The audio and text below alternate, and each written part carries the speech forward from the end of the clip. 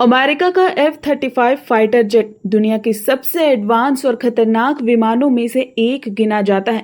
America लंबे समय से अपनी 5वीं पीढ़ी के स्टेल्थ फाइटर F-35 को दुनिया भर में प्रमोट कर रहा है, लेकिन अब वही विमान जिसे अमेरिकी ताकत का प्रतीक कहा जाता था, यूरोप से लगातार ठुकराया जा रहा है। स्पेन और स्विट्जरलैंड के ताजा फैसलों ने वॉशिंगटन की उम्मीदों को बड़ा झटका दिया है और सिर्फ यूरोप ने ही नहीं बल्कि भारत ने भी अब अमेरिकी मोनोपोली से किनारा करना शुरू कर दिया है। दरअसल स्पेन ने अचानक अपनी नौसेना के लिए F-35B खरीदने की योजना रद्द कर दी। माना जा रहा था कि स्पेन अपने एयरक्राफ्ट कैरियर जून कार्लोस 1 के लिए विमान लेगा, लेकिन अब उसने रास्ता बदल दिया है। इसके बजाय मैड्रिड ने 25 नए यूरो फाइटर टाइफून खरीदने और भविष्य के फ्यूचर कॉम्पैक्ट एयर सिस्टम यानी FCAS पर फोकस करने का फैसला किया है। यह निर्णय भले ही उसकी नौसैनिक ताकत को अगले 10 सालों तक 5वीं पीढ़ी का असली विमान न दे पाए, लेकिन इससे घरेलू और यूरोपियन सप्लाई चेन को जबरदस्त मजबूती मिलेगी। 2022 में स्विट्जरलैंड ने जनमत संग्रह कराकर 36 F-35A विमानों की खरीद को मंजूरी की थी,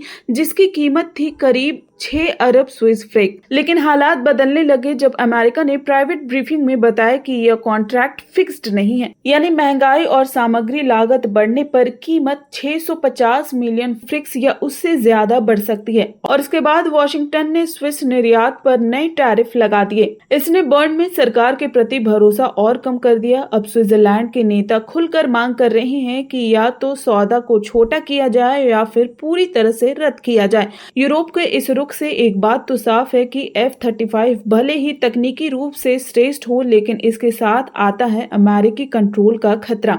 सॉफ्टवेयर अपग्रेड से लेकर ऑपरेशनल डेटा तक सब कुछ अमेरिका के हाथ में रहेगा। अगर राजनीतिक रिश्ते बिगड़े तो यूरोप की पूरी रक्षा रणनीति खतरे में पड़ सकती है। यही कारण है कि यूरो फाइटर्स और FCAS जैसे यूरोपियन विकल्प अब सिर्फ विकल्प नहीं बल्कि रणनीतिक बीमा पॉलिसी बनते जा रही हैं। भारत ने भी अमेरिका को झटका दिया है। भारत फ्रांस की कंपनी सैफरन के साथ मिलकर 120 KN का शक्तिशाली इंजन बनाने जा रही है, जो भविष्य के 5वीं पीढ़ी के स्टेल्थ फाइटर जेट को ताकत देगी। यह साझेदारी भारत को आत्मनिर्भर बनाएगी और फ्रांस के साथ उसके रिश्ते को भी नई मजबूती देगी। ट्रंप प्रशासन उम्मीद कर रहा था कि भारत GE 414 इंजन खरीदेगा, लेकिन भारत ने अब अपने स्वदेशी रास्ते को चुनते हुए अमेरिका की उम्मीद को तोड़ दिया है।